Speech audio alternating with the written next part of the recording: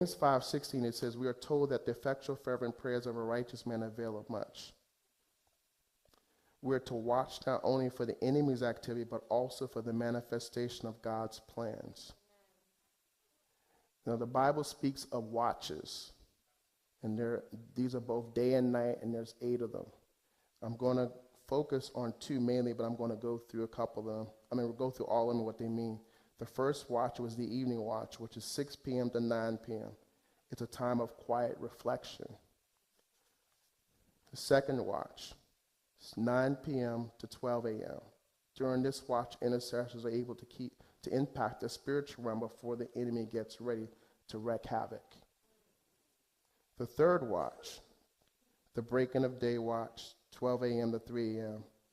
This is a period of much spiritual activity. This is called also the witching hour.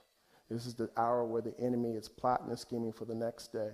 Do you notice that during that time, that's when all of those demonic TV shows on that you shouldn't really be watching?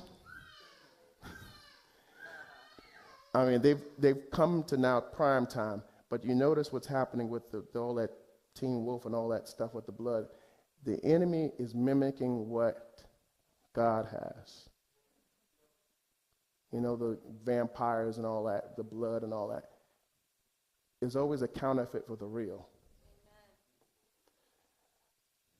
And so we should really be thankful for the blood of Jesus Christ and what is done for our lives and salvation.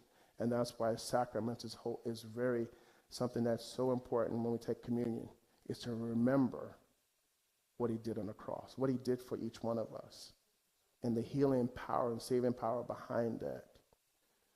So I want to go dig a little bit deeper into the third watch in particular, because I remember someone in our house had a problem sleeping during that time. It was 1 o'clock. And I remember telling her that if she would just start praying during that time, she would have no problem. No problem. No? Should I tell her what it is? Oh, she don't care. No, I'm looking at her. It was Terry Casina. How you say anyway? Casina. See, one of y'all messed it up last week. That's why I remember. Terry Casina. She was, and I just happened to come down from the basement up to my room, and then she kept, it was 3 nights straight. And I was like, oh, you're still up. And the Lord was speaking. It's like, if she just start praying.